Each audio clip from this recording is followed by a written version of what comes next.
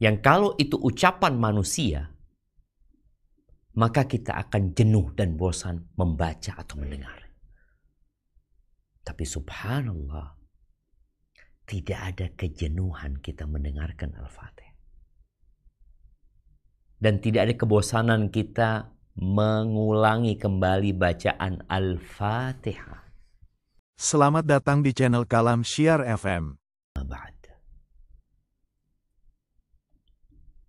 Kita berdoa memohon kepada Allah Azza wa Jalla agar diberi manfaat dengan ilmu yang kita pelajari. Allahumma anfa'na bima 'allamtana wa 'allimna ma yanfa'una wa zidna 'ilma. Hari ini kita akan melanjutkan pembahasan dari Kitab Al-Fadail. Kitab yang mencakup tentang keutamaan berbagai macam amalan. Yang sejatinya manusia tatkala mengetahui keutamaan sesuatu, maka pengetahuan dia seharusnya mengantarkan dirinya untuk berlomba-lomba mengambil manfaat dari sesuatu tersebut. Ketika orang tahu dengan keutamaan singkong atau keutamaan buah manggis, kulit manggis umpamanya, maka dia akan berpikir bagaimana dia mendapatkan manfaat dari kulit manggis tersebut. Kita sudah membaca keutamaan membaca Al-Quran secara umum. Dan hari ini kita akan membahas tentang bab Al-Hath ala suwar wa ayatin makhsusah.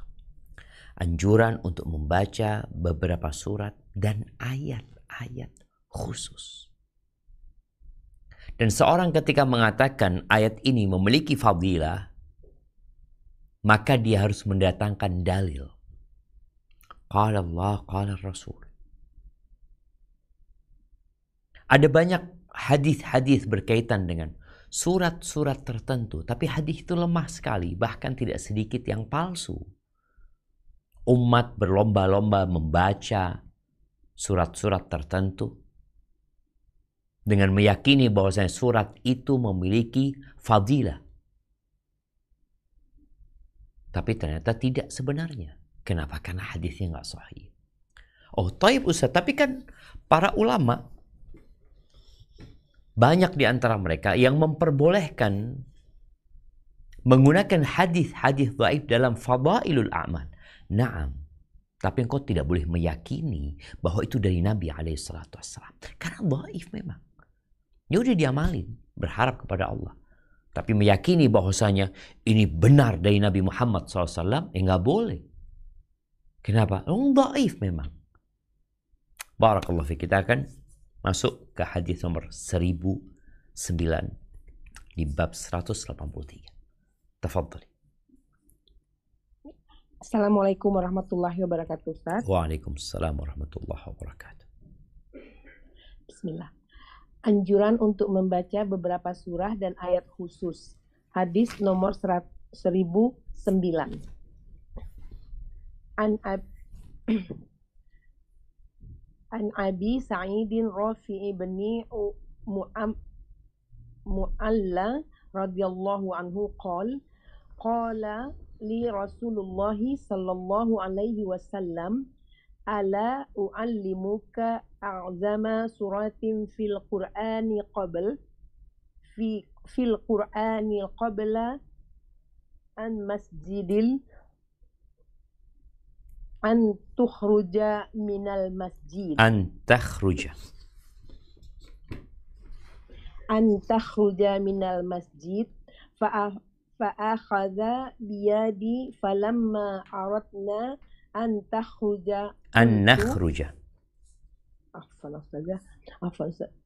nakhruja qultu ya Rasulullah innaka qulta la a- la u'allimannaka a'zama suratin fil Qur'an qala alhamdulillahi rabbil alamin hiya sab'u matani wal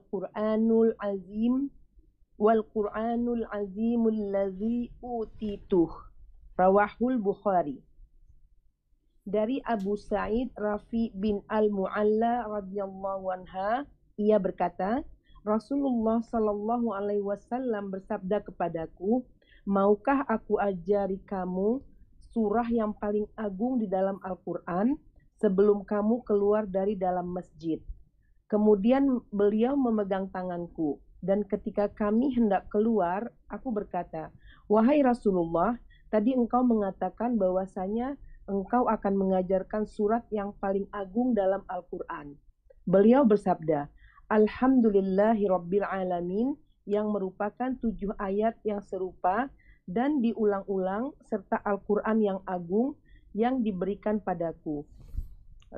Hadis riwayat Al-Bukhari. Barakallahu fiik. Kita lihat ya, ternyata surat yang paling agung adalah suratul Fatihah yang kita ulang-ulangi, dan tidak ada merasa berat, jenuh dan bosan orang mengulangi suratul Fatihah.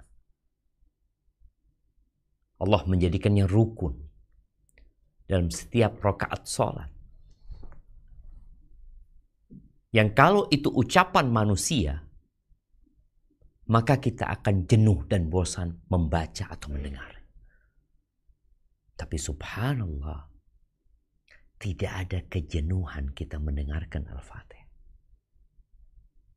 Dan tidak ada kebosanan kita mengulangi kembali bacaan Al-Fatihah.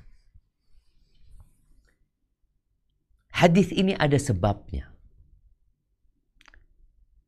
Disebutkan bahwasanya Abu Sa'id Rafi ibn Mu'alla, kita biasanya dengar hadis itu, hadisnya Abu Sa'id Al-Khudri radhiyallahu anhu. Ini Abu Sa'id Rafi ibn Al-Mu'alla. Disebutkan bahwasanya dia sedang di Masjid Nabawi. Dan Nabi di masjid juga. Aku sedang sholat. Fada'ani. Aku dipanggil sama Nabi SAW dan aku menyelesaikan sholatku baru datang kepada Nabi SAW. Lalu Nabi bertanya, alaihi salatu wassalam, ma mana'aka an taji'ani hina da'autuk. Apa yang menghalangimu untuk datang kepadaku ketika aku memanggil?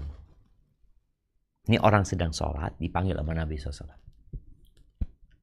Dan kita masih ingat dengan kisah Juraij yang dipanggil sama ibundanya, ya Juraij. Juraij sedang sholat. Juraij bertanya, ummi am sholati? Aku menjawab panggilan ibundaku atau aku melanjutkan sholatku. Tapi ternyata Juraij memilih melanjutkan sholatnya. Keesokan harinya seperti itu sampai hari ketiga, akhirnya ibunda Juraij mendoakan ya agar Allah tidak mematikan Juraij sampai ditampakkan kepadanya wajah-wajah pelacur. Di sini Pak Bapak menyebutkan bahwasanya tatkala kita dipanggil orang tua kita, maka kita boleh memutuskan sholat kita kalau itu sholat sunnah. Dan di hadis yang kita baca baru saja, ketika seorang dipanggil sama Nabi SAW, maka seharusnya dia batalkan sholatnya dan dia mendatangi Rasul SAW. Maka Nabi mengatakan kepada Abu Sa'id, ketika ditanya kenapa engkau nggak datang, dia mengatakan aku sholat.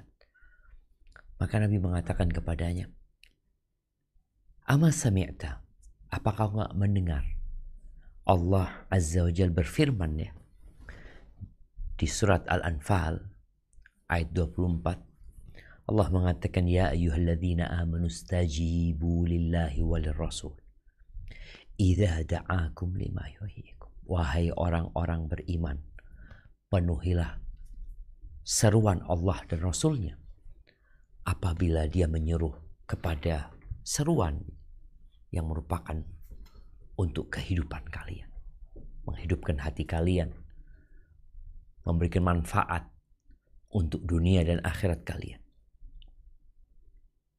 Artinya seorang hamba seharusnya kalau dipanggil Nabi SAW udah putus sholat.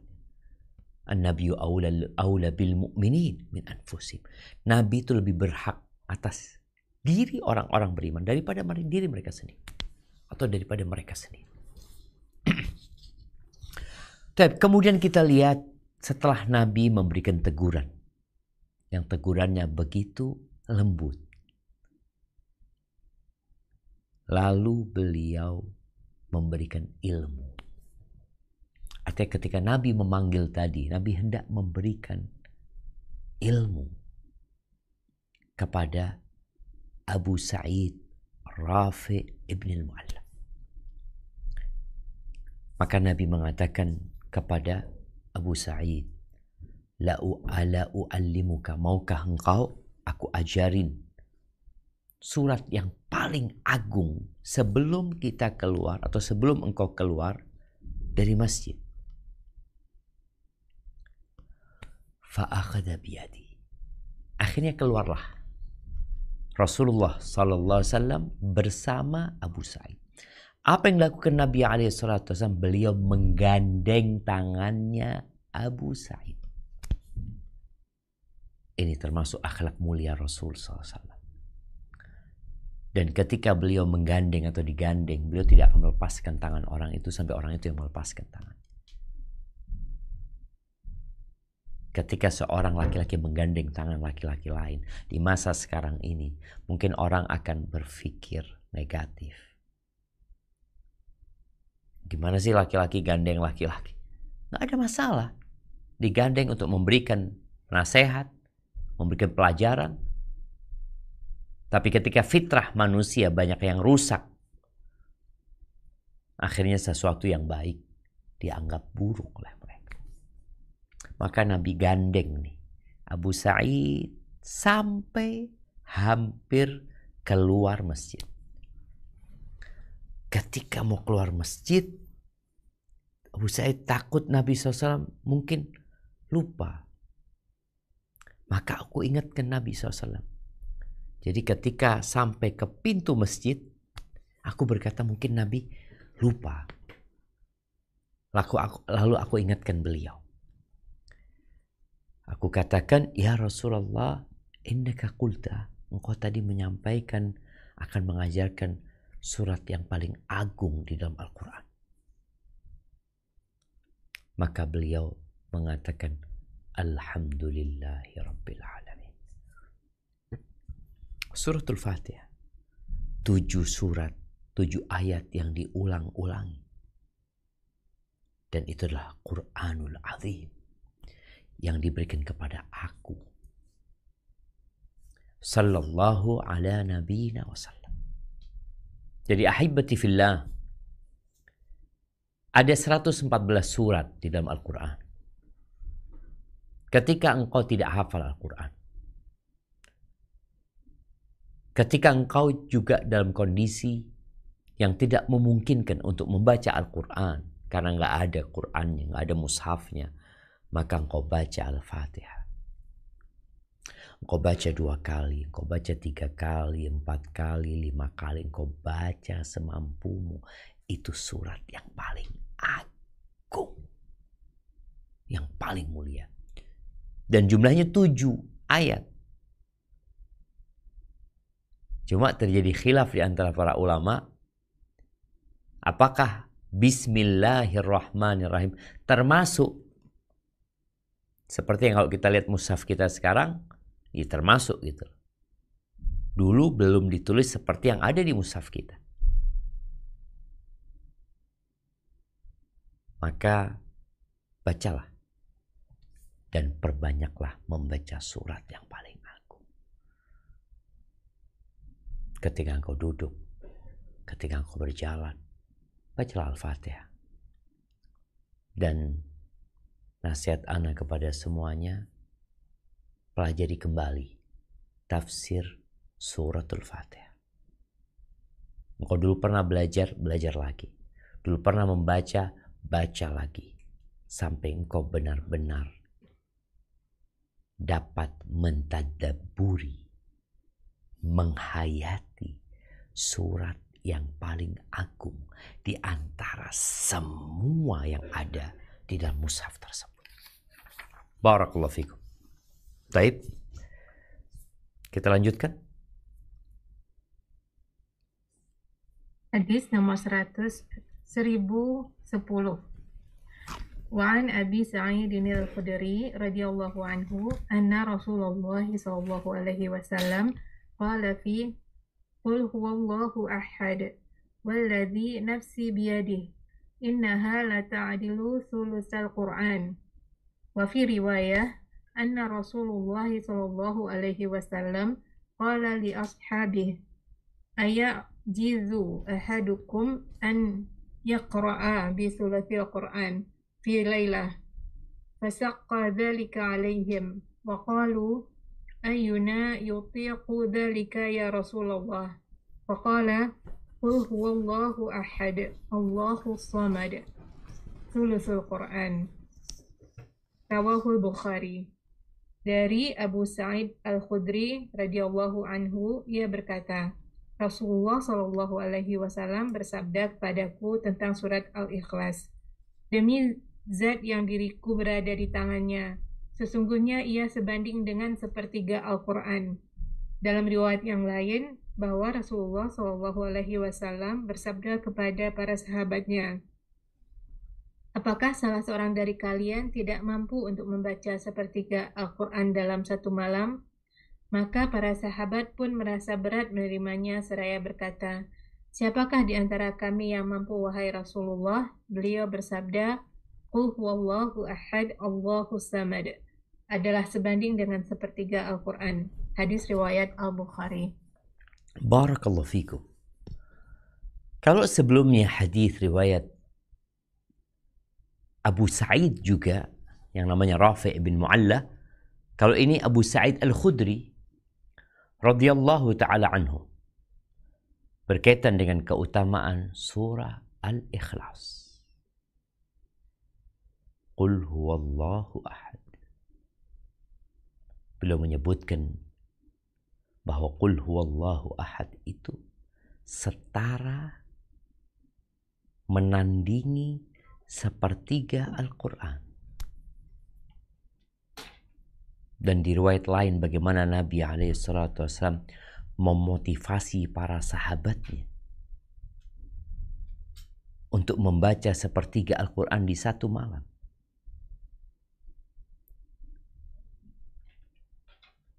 Lalu itu berat buat para sahabat gitu loh.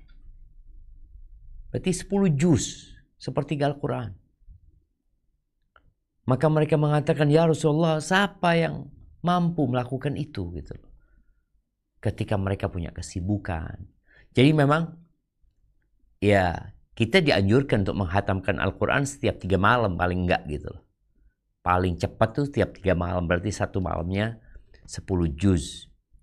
Maka Nabi SAW ketika para sahabat menyampaikan alasan mereka, menyampaikan keberatan mereka, maka beliau mengatakan, Qul huwallahu ahad, Allahu samad, thuluthul Quran. Dan kita dianjurkan membaca 3 sebelum tidur. Tiap malam. Pagi dan petang dianjurkan 3. Setiap selesai sholat dianjurkan 1. Ahibati fillah, apa yang dimaksud setara dengan sepertiga Al-Quran?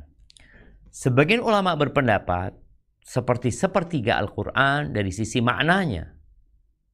Karena pembahasan Al-Quran itu ada 3. Berkaitan dengan tauhidullah, berkaitan dengan hukum-hukum, berkaitan dengan cerita-cerita. Sedangkan Al-Ikhlas, Qul huwallahu ahad, meliputi tauhidullah azza wa jalla.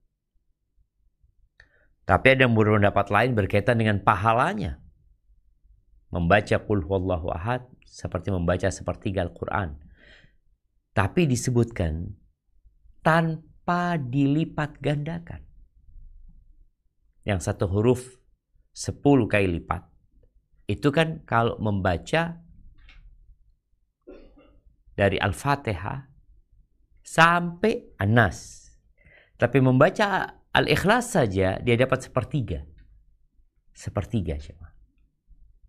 Kalau dia baca 3 kali, seakan-akan dia menghatamkan Al-Quran, tapi tanpa pahala yang dilipat gandakan. Itu beberapa penjelasan para ulama.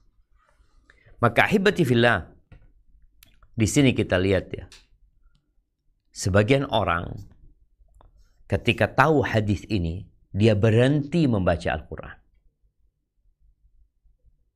Buat apa aku capek-capek sepertiga Al-Quran aku membaca dalam 6-8 jam umpamanya. Lebih baik aku baca Qul huwallahu ahad. Ilmu yang didapat seharusnya tidak membuat orang menjauh dari keutamaan-keutamaan yang ada. Seperti orang yang tahu pahala umpamanya sholat di Masjid Quba. Dia tinggal di kota Madinah, dia tahu dengan pahala sholat sunnah atau sholat apapun di Masjid Quba, itu dapat pahala umroh. Lalu dia mengatakan, ada apa aku umroh? Aku tinggal ke Quba, selesai. Orang yang tahu dengan fadilah, duduk di masjid selesai sholat subuh, menunggu matahari terbit, kemudian setelah itu dia sholat 2 rakaat, seperti pahala haji dan umrah yang sempurna. Lalu dia mengatakan, udah, nggak perlu aku berangkat haji dan umrah. Cukuplah berangkat ke masjid. Maka ahibati fillah, ilmu itu seharusnya membuat kita tambah semangatnya. Mengumpulkan semua kebaikan. Fastabiqul khairat. Ketika para sahabat Nabi yang fuqara mengeluh kepada Nabi SAW, mengatakan kepada mereka, dhaba ahlud duthur bil ujur. Orang-orang kaya di antara kami itu, mereka borong pahala. Mereka yang meninggalkan kami membawa pahala yang besar. Wa ma dzalika, kata Nabi SAW, apa itu maksud kalian? Qala yusalluna kama nusalli wa yasumuna kama nasum. Mereka sholat seperti kami sholat, mereka puasa seperti kami puasa. Yang nggak bisa kami lakukan, mereka bersedekah dengan harta mereka. Lalu Nabi SAW mengatakan kepada para sahabatnya, kalian mau nggak aku kasih tahu amalan yang kalian akan dapat menyaingi mereka? Apa? Baca subhanallah 33 kali selesai sholat. Alhamdulillah 33 kali. Allahu Akbar 33 kali. Tutup dengan la ilaha illallah. Akhirnya para sahabat yang miskin senang. Mereka pun mengamalkan. Apakah yang kaya dari sahabat kemudian meninggalkan amalan ini? Tidak. Mereka pun ikut mengamalkannya. Karena tahu dengan keutamaan dan fadilahnya. Akhirnya sahabat-sahabat yang miskin laporan kepada Nabi SAW, dan Nabi mengatakan kepada mereka, dzalika fadlullah yu'tihi man yasha. Itu karunia Allah yang Allah berikan kepada siapa yang Allah kehendaki. Maka ahibati fillah, bacalah Qul huwallahu ahad, Allahus samad, lam yalid wa lam yulad walam yakul lahu kufuwan ahad. Itu sepertiga Al-Quran. Dan usahakan kau membaca dengan makna dan artinya. Bedalah pahala orang yang menghayati bacaannya dengan orang yang sekedar membaca. Dan pernah orang-orang musyrik itu minta kepada Nabi SAW, insib lana rabbak, sebutkan nasab Tuhanmu buat kami. Na'udzubillah. Wa ta'ala Allah amma yaquluna uluwan kabir. Tuhan yang kalian sembah ini nasabnya seperti apa gitu. Dia siapa bapaknya, siapa nanti dia punya anak atau tidak. Na'udzubillah min qawlihim ya. Ta'ala Allah an qawlihim uluwan kabir. Lalu Nabi SAW diturunkan kepadanya surat Qul huwallahu ahad untuk menyebutkan nasab beliau, bahwasanya Allah itu lam yalid wa lam yulad. Dia adalah yang awal, tidak ada yang sebelumnya. Dialah yang akhir, tidak ada yang sesudahnya. Itulah Allah Azza wa Jalla yang esa. Tidak seperti keyakinan orang-orang Nasara yang mengatakan Tuhan itu dilahirkan dan Tuhan itu melahirkan. Padahal Allah lam yalid wa lam yulad. Tidak seperti ucapan orang-orang musyrikin yang mengatakan bahwasanya malaikat-malaikat adalah putri-putri Allah. Orang-orang Yahudi mengatakan Uzair ibn Allah. Enggak. Allah itu lam yalid wa lam yulad. Baik, dilanjutkan.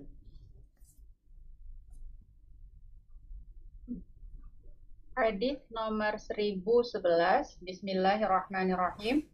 Wa anhu anna rajulan sami'a rajulan yaqra' Qul huwallahu ahad yuraddiduha falamma asbaha jaa'a ila rasulillahi sallallahu alaihi wasallam fadhakara dhalika lahu wa ka'anna ar-rajula yataqalluha faqala Rasulullah sallallahu alaihi wasallam walladhi nafsi biyadihi innaha la ta'dilu thulutsal Qur'an rawahul Bukhari.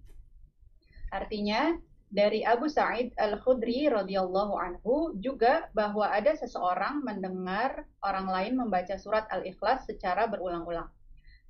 Keesokan harinya ia mendatangi Rasulullah Sallallahu Alaihi Wasallam dan menceritakan kejadian itu seakan-akan ia menganggapnya remeh. Maka Rasulullah Sallallahu Alaihi Wasallam bersabda, demi zat yang jiwaku ada di tangannya, sesungguhnya ia sebanding dengan sepertiga Al-Quran. Hadis riwayat Al-Bukhari. Allahu Akbar. Ada orang yang meremehkan. Ada sahabat yang merasa ini sahabat cuma qul huwallahu ahad lagi, diulangin lagi. Boleh jadi dia memang nggak punya yang lainnya, hanya itu yang dia hafal. Dia ulang-ulangin terus qul huwallahu ahad. Dan ingat qul huwallahu ahad ini mengandung pernyataan tauhid yang sangat agung. Membantah keyakinan kaum musyrikin. Keyakinan ahlul kitab. Ketika orang ini mengulang-ulangi, ada sahabat yang merasa kok cuma itu doang gitu, semalaman baca qul huwallahu ahad. Lalu Nabi alaihi salatu wassalam ketika mendapatkan laporan, beliau mengatakan walladzi nafsi biyadihi, demi yang jiwaku berada di tangannya. Beliau bersumpah nggak main-main untuk membuktikan bahwa yang dilakukan orang itu mulia. Al-Ikhlas yang dia baca itu setara dengan sepertiga Al-Quran. Tapi ingat, tolong dibacanya dengan penghayatan. Karena dua orang yang sama-sama membaca Al-Ikhlas belum tentu pahalanya sama.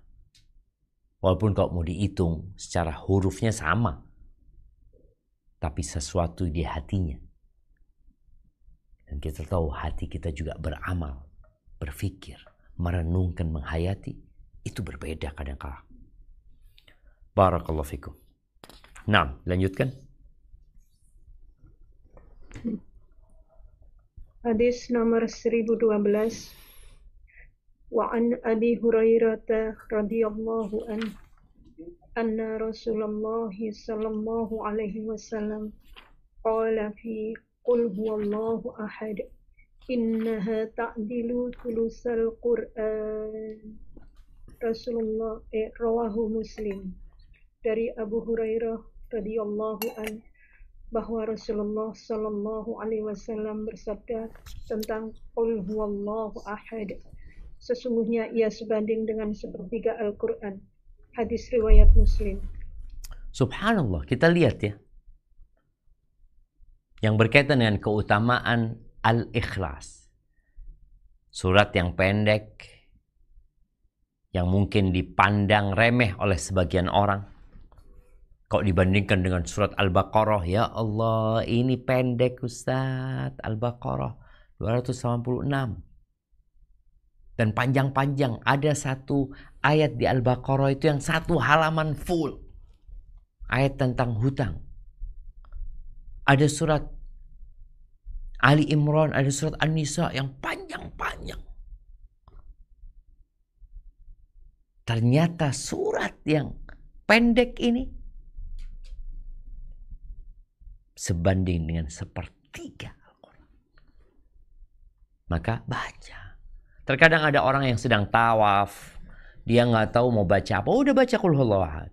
Dia sedang sa'i mau baca apa, baca Qul Huwallahu Ahad, baca Al-Fatihah. Kenapa? Karena dia setara dengan sepertiga Al-Quran. Maka hendaklah kita bersungguh-sungguh untuk membacanya. Nah, dilanjutkan.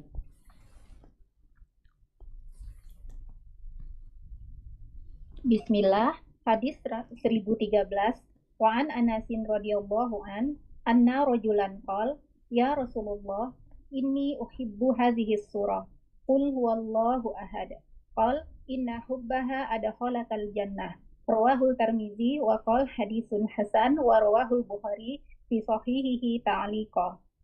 Dari Anas radhiyallahu bahwasanya seseorang berkata, wahai Rasulullah sallallahu alaihi wasallam, sesungguhnya aku menyukai surat ini, Qul huwallahu ahad. Kemudian beliau bersabda, sesungguhnya menyukai surat itu akan memasukkan kamu ke dalam surga. Hadis riwayat At-Tirmizi, ia berkata hadis hasan dan diriwayatkan oleh Bukhari secara mu'allaq. Barakallahu fikum.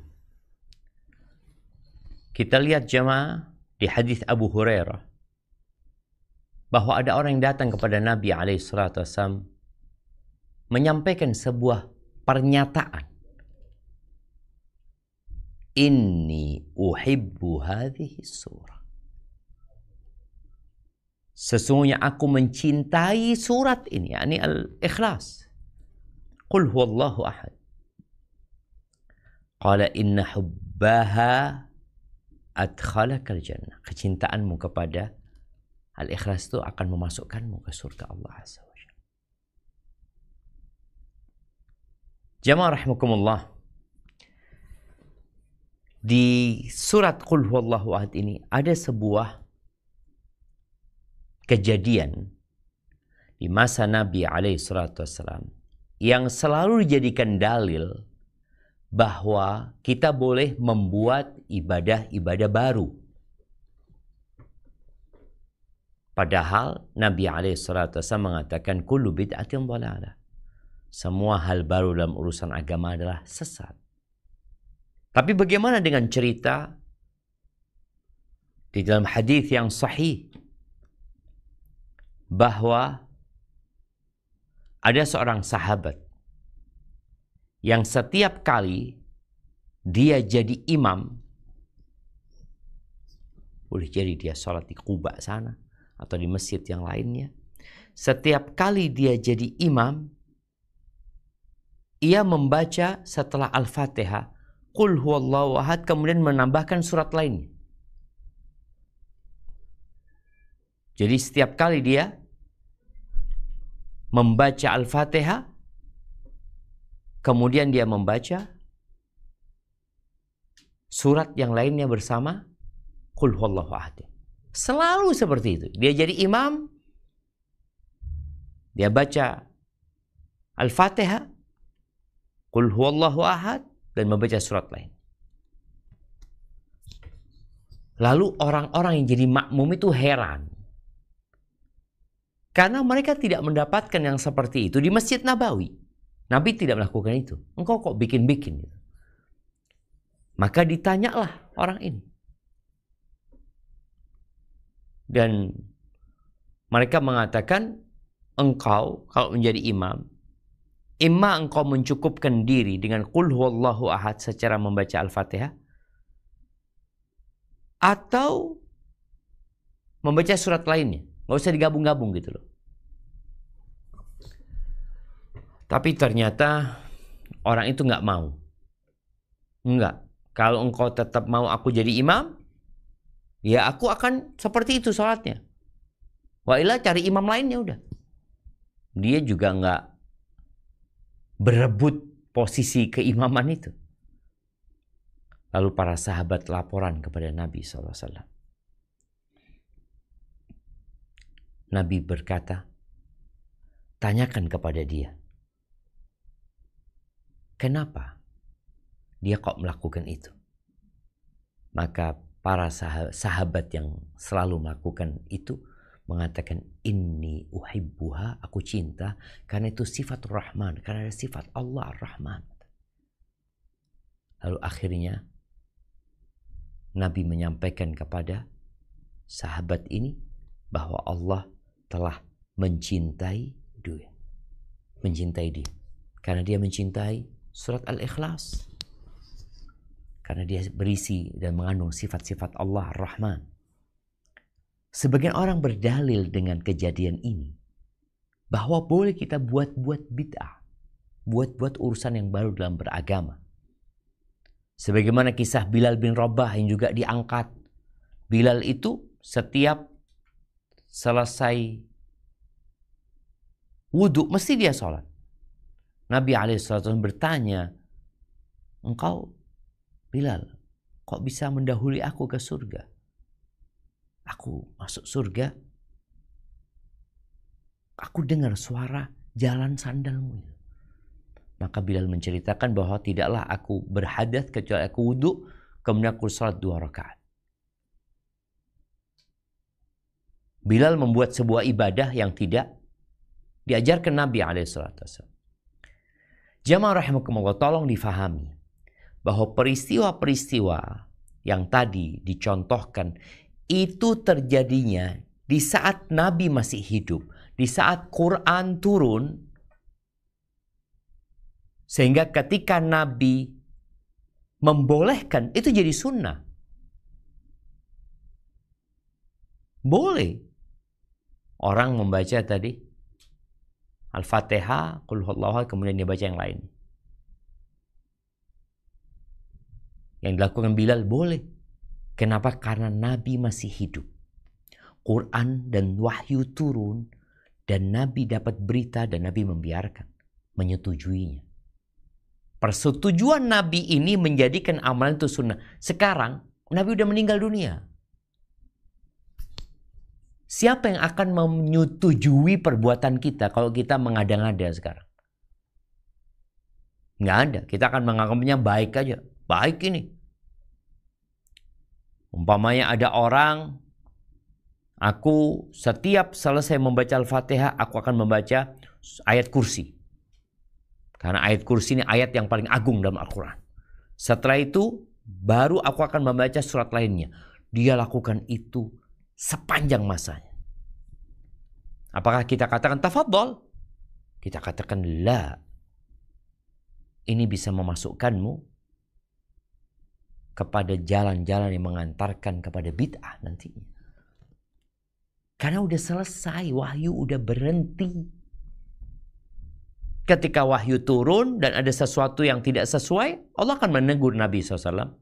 Atau orang yang melakukan itu akan ditegur sama Nabi SAW. Sebagaimana ada cerita sahabat-sahabat yang mengatakan mereka bertanya kepada istri-istri Nabi tentang kehidupan Nabi alaihi salatu wassalam, tentang ibadah beliau di rumah.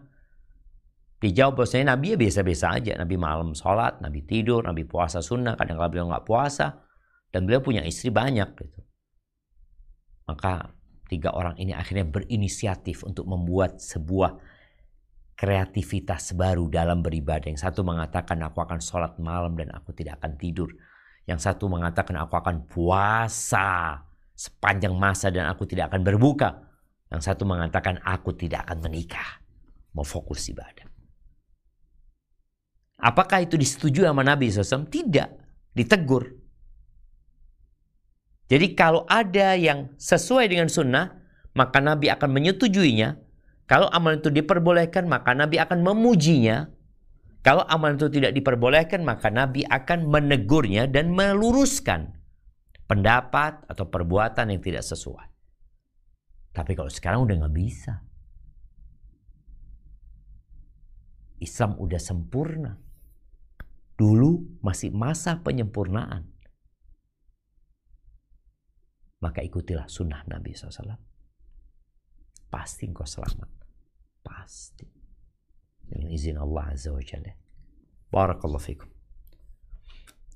Taib, jamaah, ana rasa kita cukupkan sampai di sini ya, karena kita akan masuk ke pembahasan surat Al-Falaq dan surat An-Nas yang pembahasannya cukup panjang, karena juga kita mungkin masuk ke sesi tanya jawab. Di Jember ini adzan asarnya jam berapa? Jam 2:17 ya. Jam 2:17 menit, jadi mungkin waktunya kita gunakan untuk tanya jawab. Tafadhali, barakallahu fiik. Baik, barakallah. 30 menit atau kurang, Ustaz? Kenapa? 30 menit atau kurang?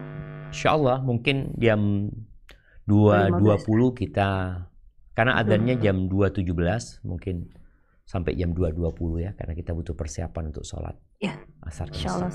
Barakallahu fiik. Ustaz, alhamdulillah, alazi binemati tatimu solihat. Hayakallah Ustaz, jazakallahu khairan wa barakallahu fikum. Ustaz telah memberikan nasihat fawaid fasilah ilmu dan penjelasan dari kitab Syarah Riyadhus Shalihin kayak Imam Nawawi rahimahullah pada hari ini. Dan insya Allah dalam beberapa menit ke depan, sebelum kita masuk ke sesi kedua, yaitu sesi tanya jawab, kami Gurba Muslimah, Gurba Muska seperti biasa yang mengucapkan terima kasih kepada channel-channel dari media sunnah yang telah susta menyiarkan mengenai kajian pada hari ini. Selain Gurba, kita ada Gurba Muslimah sendiri, Advisi Sabilul Quran, Pemuda Hijrah Cirebon, Abiyati TV. Kami ucapkan jazakumullah khair wa barakatuh fikum. Dan insyaallah kita akan memulai sesi kedua, yaitu sesi tanya jawab. Ustaz, ada pertanyaan yang sudah masuk. Ustaz, assalamualaikum, mengenai bacaan surat Al-Kahfi, Ustaz. Bacaan surat Al-Kahfi jika tidak selesai atau tidak rampung, apakah tetap dapat keutamaannya di sinari cahaya di hari 2 Jumat, Ustaz? Dan juga mengenai wudhu, Ustaz. Ini pentingnya wudhu karena orang tua sudah sepuh, sudah tidak bisa berjalan. Apakah diperbolehkan beliau ini sholat dengan bertayamum, Ustaz? Demikian, Ustaz. Masya Allah, barakallahu fikum. Nah, ahibati fillah, berkaitan dengan pertanyaan yang pertama, orang yang ingin membaca surat Al-Kahfi di hari Jumat, kemudian dia tidak menyelesaikannya karena kesibukan dia, apakah dia akan mendapatkan keutamaan yang disebutkan tentang membaca surat Al-Kahfi? Yang pertama, kita tahu ada keutamaan membaca Al-Quran itu sendiri di tiap hurufnya, di mana dia akan mendapatkan 10 kebaikan. Ketika dia membaca surat Al-Kahfi separuh mamanya, maka dia akan mendapatkan pahala sesuai dengan huruf yang dia baca di surat Al-Kahfi. Adapun keutamaan tentang membaca surat Al-Kahfi itu, apakah dia akan mendapatkannya? Ya, dia akan mendapatkan, tapi tidak sempurna. Allah akan memberikan balasannya sesuai dengan amalannya. Artinya kalau dia membaca setengah, beda dengan yang membaca full. Yang membaca 3/4 beda dengan yang membaca 1/3. Seperti itu. Adapun berkaitan dengan orang tua yang mungkin sulit untuk berwudu, apakah boleh dia tayamum? Tergantung. Kalau dia nggak bisa mencapai air dan tidak ada orang yang bisa mendekatkan air kepada dia, membantu dia untuk wudu, ya dia tayamum. Tapi kalau ada, maka hendaklah dia berwudu. Dan kapan dia tayamum? Boleh jadi nggak ada orang sekarang, dia tunggu. Atau air ada, cuma dia untuk ke sana butuh bantuan orang. Dia lihat, kira-kira ada orang akan datang tidak? Kalau dikatakan insya Allah waktu zuhur kan sampai sebelum asar. Boleh jadi di awal waktu nggak ada, tapi insya Allah mungkin jam 2-an sudah pada datang keluarga, sehingga dia bisa berwudu ya. Karena dia tahu air itu ada. Hanya saja untuk mencapai ke sana mungkin kesulitan. Maka dia membutuhkan bantuan orang umumnya, ya hendaklah dia berwudu pada saat itu. Hadza wallahu a'lam bissawab. Barakallahu fiik, Ustaz. Kembali mungkin sedikit kami mengingatkan yang sudah raiskan agar terlebih dahulu untuk mengirim pertanyaan kepada host atau co-host dengan bertugas. Di sini co-host ada Ukti Evi dan juga Ukti Ras. Tafadholi Ukti Evi untuk menyampaikan pertanyaannya. Jazakillah khair Uti Tias. Assalamualaikum warahmatullahi wabarakatuh, Ustaz. Waalaikumsalam warahmatullahi wabarakatuh. Assalamualaikum Ustadz. Ini ada titipan pertanyaan dari jamaah Jum. Assalamualaikum warahmatullahi wabarakatuh. Ustadz, izin bertanya. Waalaikumsalam warahmatullahi wabarakatuh. Di pembahasan hadis 1009 disebutkan bolehnya mengutamakan sebagian Al-Quran atau sebagian yang lain. Kitab surat Al-Baqarah 106. Apakah kita dibolehkan mendahwamkan membaca salah satu surat di waktu pagi dan malam selain surat Al-Muluk? Semisal di pagi hari membaca Ar-Rahman, Al-Waqiah, dan Yasin. Mohon pencerahannya Ustadz. Jazakumullah khair, barakallahu fiik Ustadz. Masya Allah, barakallahu fiik. Iya, kalau bicara apakah boleh kita mendawamkan membaca surat-surat tertentu umpamanya, nggak ada masalah sebenarnya. Yang pertama, kalau kita membacanya disebabkan adanya keutamaan, maka kita membacanya berharap keutamaan itu. Kalau membacanya memang ditetapkan waktunya, maka kita membacanya di waktu itu. Ketika waktunya dianjurkan membaca di waktu petang, ya kita baca di waktu petang. Membaca di waktu siang, kita baca di waktu siang. Ketika keutamaannya umum, dibaca kapan saja, ya silahkan dibaca kapan saja. Ketika engkau mengatakan, Anda bisa bacanya pada waktu pagi, oh tafadhol engkau baca. Dia baca di waktu pagi, dia dawamkan baca itu karena memang dia punya waktunya di pagi hari. Ada orang mungkin enggak, Ana bisa bacanya kayaknya pas istirahat kerja Ustaz. Ya fadhol. Kalau memang tidak ada ketentuan waktu membacanya, tapi berkaitan dengan keutamaan umum. Contoh tadi, Al-Fatihah, ya udah baca. Di sholat wajib, engkau baca kapan saja engkau baca. Di pagi, di petang, mau kapanpun kau membaca, itu surat adalah surat yang paling utama dan paling mulia. Ada orang yang membaca surat Yasin umpamanya. Fadhol, kau mau baca kapan? Tapi ketika engkau mengkaitkannya dengan sebuah fadilah, tadi sempat disinggung, berkaitan dengan keutamaan surat-surat Al-Quran ini, ada banyak hadis-hadisnya yang lemah. Tapi kan boleh beramal dengan hadis dhaif dalam fadailul amal. Naam, tapi tidak meyakini bahwasanya itu dari Nabi SAW.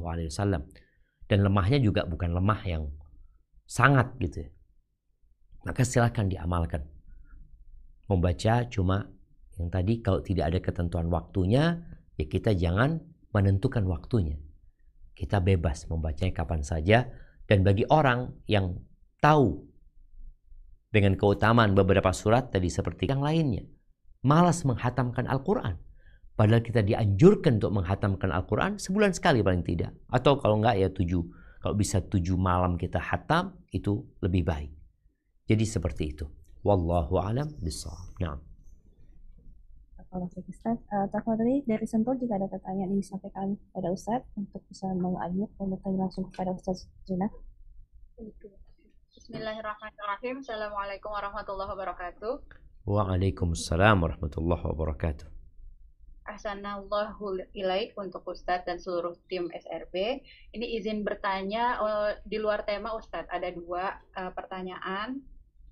Jadi pertanyaan pertama itu, apakah boleh menaruh ayat atau hadis dalam bentuk bahasa Indonesia gitu, atau nasihat yang mengandung lafaz Allah di packaging produk sebagai ikhtiar berdakwah? Itu pertanyaan pertama. Kemudian pertanyaan kedua itu, bolehkah menitipkan produk dagangan berupa makanan atau minuman di kantin, tapi di kantin sekolah, tapi sekolahannya ini merupakan kayak sekolah kursus musik gitu Ustaz. Kira-kira begitu.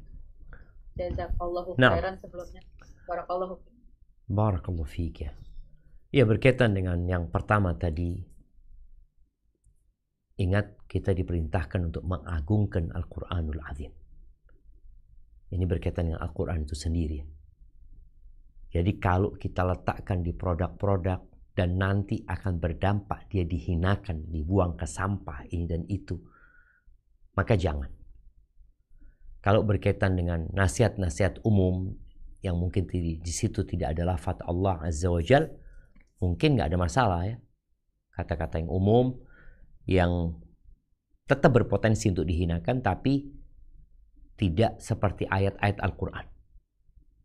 Maka hendaklah kita mengagungkan Al-Quran sebagaimana semestinya. Ada nasihat-nasihat umum yang bisa kita letakkan di situ, tafadhal. Dan kalau bisa juga ada nasihat untuk tidak dibuang di tempat yang sembarangan ya. Di Arab Saudi itu ada tempat sampah khusus. Tulisannya itu lil awraqil muhtaramah. Untuk lembaran-lembaran yang terhormat, yang dihormati. Jadi ya diletakkan di sana. Koran juga kadangkala ada tulisan ayat-ayat Allah, maka harus dihargai dan dihormati. Maka ini juga mungkin bisa menjadi masukan buat kita semua di tempat-tempat tertentu, sekolah-sekolah khususnya, itu perlu ada tempat sampah khusus buat lembaran-lembaran yang terhormat. Diletakkan di situ. Dan kalau yang kedua tadi bicara jualan di tempat sekolahan yang mungkin masih ada hal yang tidak baik di situ, Anda rasa nggak ada masalah karena tidak ada unsur membantu secara langsung untuk acara-acara yang terlarang di sana ya. Dia hanya berjualan makanan dan makanan itu dibutuhkan oleh orang, bukan berkaitan dengan acara tertentu di tempat itu. Tapi karena memang sekolahnya ya sekolah yang mengajarkan musik di sana ya. Insyaallah nggak ada masalah. Hadza wallahu a'lam bissawab. Barakallahu fiik, Ustaz. Tafadhol Ikhtiras bisa menyampaikan pertanyaan kepada Ustaz Zuna. Assalamualaikum Ustaz. Assalamualaikum. Waalaikumsalam warahmatullahi wabarakatuh. Pertanyaan dari jamaah. Ustaz izin bertanya, kalau sunnah Rasul sholat subuh bacaannya yang panjang, tapi karena terburu-buru mau berangkat kerja, saya malah sering terbalik. Sholat subuh bacaannya yang pendek, sholat maghrib dan isya sudah pulang ke rumah lebih banyak waktu, jadi malah panjang, baca yang panjang. Bagaimana dengan ini Ustadz? Dan Ustadz, jika surat panjang, apakah bisa rakaat 1, misalnya ayat 1 sampai 10, rakaat 2, 11 sampai 20, dan jadi dipecah satu surat panjang menjadi 2 rakaat sholat Ustaz. Mohon nasihatnya, jazakallah khair Ustaz. Masya Allah, barakallahu fiik. Naam, ahibati fillah.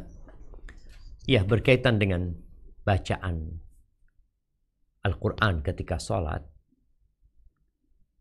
Allah Azza wa Jalla mengatakan faqra'u ma tayassara minal Qur'an. Bacalah yang mudah dari Al-Quran itu. Tapi memang ada anjuran, kalau kita bicara anjuran, bukan sebuah keharusan. Sholat subuh itu panjang bacaannya, karena rakaatnya pendek. Dan Allah menyebutkan, Inna Qur'anal fajri kana mashhuda. Quran atau sholat subuh itu yang di situ dibacakan Al-Quran, itu disaksikan. Karena waktu itu waktu malaikat malam ganti shift dengan malaikat siang. Jadi mereka berkumpul di sana. Maka ini waktu yang mulia. Ketika kita membaca surat pendek ya boleh-boleh aja, tapi kita kehilangan fadilah. Fadilah waktu tadi. Dan ibadah itu sendiri. Lalu ketika kita sholat maghrib baca panjang, lalu tafadhol nggak apa-apa. Nabi SAW pernah membaca surat At-Tur ketika sholat maghrib. Walaupun secara umum biasanya dianjurkan baca surat yang lebih pendek di surat maghrib itu. Selama tidak keluar waktu, maka nggak ada masalah. Sholat isya, jadi kalau sholat isya itu kan dianjurkan membaca awsatul mufassal ya, dari wadduha sampai ke amma yatasa'lun. Maka dia baca dari surat-surat itu. Tapi dia mau baca surat yang lain juga nggak apa-apa gitu ya. Kalau tadi suratnya panjang, kemudian dia potong jadi 2 juga nggak apa-apa. Tapi usahakan ketika memutusnya itu, jangan sampai maknanya belum selesai. Jadi ada beberapa potongan ayat dalam Al-Quran itu yang seharusnya diselesaikan. Jadi perlu juga membaca artinya ketika memotong ayat itu. Dia berhenti di sana, mau dilanjutkan di ayat selanjutnya. Seperti firman Allah, ilaihi yuraddu ilmu sa'ah. Ini juz. Anda lupa juz keberapa? Ini ayat sebenarnya bersambung dengan yang sebelumnya. Sebagian orang membaca di sana karena dianggap ini awal juz baru, maka dia membaca ilaihi yuraddu ilmu sa'ah. Ilaihi itu ada pembahasan di ayat sebelumnya. Maka perlu juga ketika membaca kita juga mengetahui artinya, sebagaimana Imam Nawawi dalam kitabnya At-Tibyan fi Adab Hamalatil Quran memberikan penjelasan tentang beberapa ayat-ayat yang jangan sampai kita membacanya di ayat itu. Kalau mau baca yang sebelumnya kemudian dilanjutkan. Hadza wallahu a'lam bissawab. Nah. Kalau Ustaz, masih ada pertanyaan Ustaz. Pertanyaan yang pertama, apakah benar Ustaz lebih utamanya jika kita melakukan qobliyah subuh itu di rakaat pertama kita membaca Al-Kafirun, lalu rakaat kedua kita membaca surat Al-Ikhlas Ustaz? Apakah itu benar keutamaan dua itu lebih utama dalam melakukan sholat qobliyah subuh Ustaz? Lalu pertanyaan yang kedua Ustaz, apakah benar juga Ustaz yang lebih utama dari Jumat itu lebih utamanya bersalawat dibandingkan kita sendiri membaca Al-Kahfi? Karena Anda pernah dengar itu Ustaz. Barakallahu fikum. Nah, mahibati fillah, berkaitan dengan yang dianjurkan dibaca di 2 rakaat sebelum subuh, seperti yang disampaikan tadi ya. Dianjurkan membaca Qul ya ayyuhal kafirun dan Qul huwallahu ahad. Sebagaimana 2 surat ini dikenal dengan surat Al-Ikhlas. Dua-duanya disebut dengan nama Al-Ikhlas. Kemudian juga dianjurkan membaca 2 surat ini ketika selesai tawaf 7 kali dianjurkan membaca 2 surat ini. Karena memang ya Al-Ikhlas yang pertama adalah pernyataan kepada orang-orang kafir tentang keimanan ya. Aku benar-benar la a'budu ma ta'budun. Kemudian yang kedua kita benar-benar membuat sebuah ikrar. Qul huwallahu ahad. Allahus samad lam yalid wa lam yulad wa lam yakul lahu kufuwan ahad. Jadi surat ini memang pendek ya. Orang kadang-kala aduh kok pendek banget, aku pengen yang panjang. Tapi dianjurkan baca yang pendek. Khususnya ketika 2 rakaat sebelum subuh tadi. Tapi kalau tadi pertanyaan, mana yang lebih utama ya? Membaca Al-Kahfi atau sholawat? Jadi 2 amalan ini seharusnya diamalkan bareng-bareng ya. Walaupun kita faham bahwasanya di surat Al-Kahfi ada khilaf di hadisnya. Tapi jumhur ulama berpendapat dianjurkan membaca surat Al-Kahfi. Dan kita tahu juga bahwasanya dalam konteks fadail amal, hadis dhaif pun boleh diamalkan dengan beberapa persyaratan tadi. Jadi kalau bicara sholawat dan membaca surat Kahfi ini nggak perlu ditabrak-tabrakin. Kenapa? Karena waktu Jumat itu 24 jam. Kalau anggapannya kau gunakan 16 jam untuk kesibukanmu, kau punya 8 jam. Oke, 8 jam masih dipakai yang lain. Oke, kau punya 4 jam umpamanya. Atau kau punya 2 jam waktu. Gunakan 1 jam untuk sholawat, gunakan 1 jam untuk membaca surat Al-Kahfi. Jadi ada kebaikan-kebaikan yang perlu kita amalkan secara bersamaan sehingga kita mendapatkan semua fadilah tersebut ya. Hadza wallahu a'lam bissawab. Barakallahu fiik Ustaz. Tafadhali Ummu Muhammad yang sudah rehen bisa bertanya kepada Ustaz langsung. Nah, jazakillah khairan. Assalamualaikum warahmatullahi wabarakatuh Ustaz. Waalaikumsalam warahmatullahi wabarakatuh. Ahsanallahu ilaik. Nah Ustaz, jadi ada seseorang yang dia taat ibadah untuk salat 5 waktu, salat sunnahnya begitu lebih kurangnya ya, juga puasa sunnahnya. Suatu ketika dia mengalami kejadian dia akan di PHK begitu ya, karena memang ada terjadi kesalahan, namun kesalahan itu sepertinya tidak fatal dan itu kesannya sepertinya dia terzolimi begitu ya. Nah jadi dia menghadap ke atasannya untuk mempelajari kasus yang ia alami dan dia meminta untuk kiranya tidak di PHK begitu. Apakah hal tersebut termasuk meminta kepada selain Allah itu Ustaz? Mohon pencerahannya Ustaz. Jazakumullah khairan. Assalamualaikum warahmatullahi wabarakatuh. Waalaikumsalam warahmatullahi wabarakatuh. Berkaitan dengan memohon kepada selain Allah, meminta kepada selain Allah. Kita tahu ada meminta yang diperbolehkan kepada selain Allah Azza wa Jal dalam perkara yang memang makhluk itu punya kemampuan untuk menyelesaikan masalah itu. Jadi meminta tolong kepada seseorang untuk membantu urusannya, bagaimana kita tahu di masa Rasul Sallallahu Alaihi Wasallam, para sahabat saling membantu, saling tolong menolong di antara mereka. Dan kita tahu ada yang namanya babus syafa'ah. Bab syafaat itu kita minta kepada fulan agar membantu fulan, agar menolong fulan, ya. Seperti itu. Jadi ketika makhluk itu memang mampu melakukan hal tersebut, kita boleh minta. Bahkan dalam Al-Quran kita tahu di antara yang punya hak di harta kita adalah wa fi amwalim haqqul lis-sa'ilina wal mahrum. Buat orang yang minta-minta. Dia minta bantuan kepada manusia, minta tolong sama manusia. Artinya boleh. Tapi kalau dia meminta kepada manusia, yang manusia itu mampu membantunya sebenarnya, tapi dia tidak berhak untuk meminta. Tadi urusan harta, ya, maka dia akan tercela. Maka kalau tadi dia datang kepada atasannya, dia meminta supaya dilihat urusan dia, ini nggak masalah sebenarnya. Tapi jangan akhirnya dia bersandar kepada orang tersebut. Dia harus tetap bersandar kepada Allah Azza wa Jalla. Ini hanyalah perantara yang diperbolehkan.